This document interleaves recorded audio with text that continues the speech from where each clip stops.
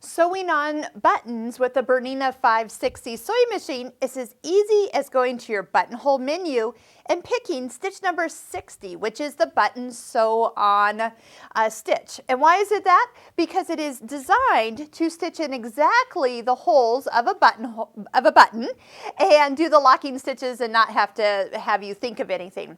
Now, if your button is big enough, you could use an open toe foot. So like this one, it would be big, but some of those smaller buttons, they'll like sit in the middle of that foot. So number 20 is okay, except it can get a little wide.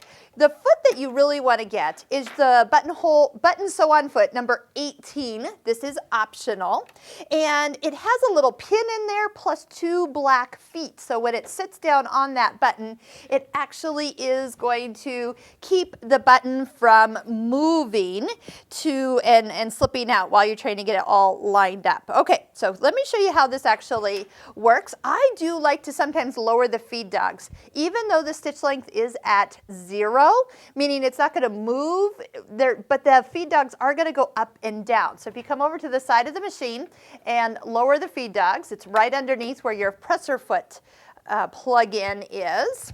All right, slide that underneath. Now, the next thing people always ask is, well, how do we know what width of the stitch for which button? Now, this one, it looks like it's a really big 2 eyes, but tell you the truth, if I lined up a little tiny button on top of it, it's actually an optical illusion, and they do fit. So it's the same. So the built-in width is 4.0 millimeters. Now, we can adjust it as needed because not all buttons are the same, but like 99% of them are. But what I do want to do is first lower the needle.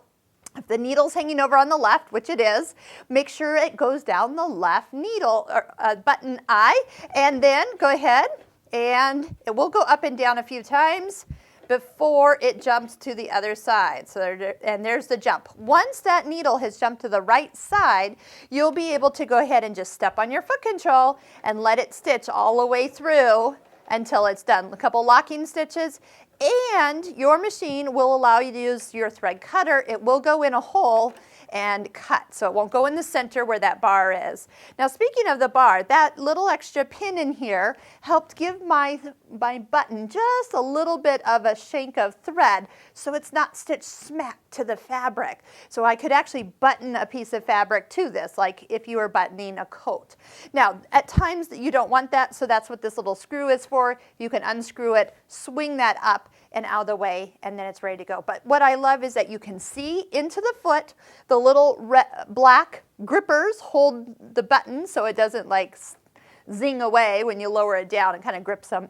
And then the stitch makes it super easy. A little bit of fray check on those stitches will make sure that when you wash it, things don't come loose. If you want more stitches, just repeat the same stitch before you take it out.